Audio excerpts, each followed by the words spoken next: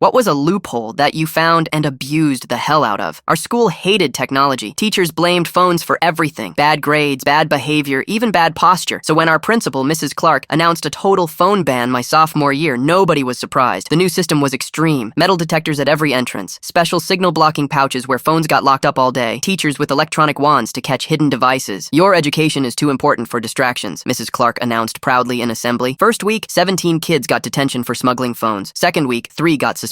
By week 3, everyone had basically given up. Everyone except me. See, I needed my phone. Not for TikTok or games. My mom was fighting cancer, and I needed to be reachable during treatments. When I explained this to Mrs. Clark, she just shrugged. Rules apply to everyone, she said. But I needed a solution. That's when I noticed something weird about our new school-issued tablets. Every student had received one as part of the technology initiative, supposedly to make up for the phone ban. They were locked down to only run educational apps and school-approved websites. But while messing around with mine during study hall, I discovered something interesting. The tablets had both Bluetooth and Find My Device features enabled. Features that weren't blocked. This gave me an idea. I did some research, then spent $30 of my savings on a tiny Bluetooth-enabled smartwatch. Nothing fancy, just a basic model that could receive notifications when paired with another device. Our school's metal detectors were calibrated for phones, not tiny watches. The next day, I left my phone in the signal-blocking pouch as required, but I kept my watch on. During homeroom, I paired it with my school tablet, then I installed a messaging app on the tablet that could sync notifications to the watch. Since the school Wi-Fi blocked social media, I used the emergency VPN I'd set up at home to download it. It worked perfectly. My tablet received messages through the school's own Wi-Fi, then sent them to my watch. I could read texts from mom right on my wrist, and even send basic replies using preset responses. For 2 months, this system worked flawlessly. Mom could reach me anytime. Then came the day Mrs. Clark saw me glancing at my watch during assembly. "Mr. Stevens," she announced loudly, "are you checking the time or expecting an important call?" Everyone laughed. She thought she was being smart. "Actually, I'm checking on my mom," I replied honestly. "She's at chemo today." Mrs. Clark's face shifted from triumph to confusion as she walked over and examined my wrist. Not a phone in sight, just a watch receiving notifications from a school-issued tablet. This is circumventing the spirit of our policy," she stammered. "I'm not using a phone," I replied. "I'm using the tools the school provided, exactly as intended, for education and family communication." She confiscated my watch anyway and called my dad for a meeting. What she didn't expect was for my dad to bring mom along, straight from her treatment, looking exhausted but determined. Or for them to bring printouts of the exact technology policy. "Show me where it says watches are banned," Dad challenged. "Show me where it says school tablets can't be used for family communication." Mrs. Clark tried a new angle. "He's using a VPN to bypass our security." Dad, who works in IT, smiled. "The policy bans circumventing security to access prohibited content. Family emergency messages aren't prohibited content, and frankly, if your security can be bypassed by a sophomore, maybe the problem isn't with my son." The meeting ended in stalemate, but something unexpected happened afterward. Other parents started complaining as well. 2 weeks later, a revised communication policy was announced. Phone pouches remained, but students with documented needs could register smartwatches for family emergency communication only. Basically, they created an official version of exactly what I'd been doing.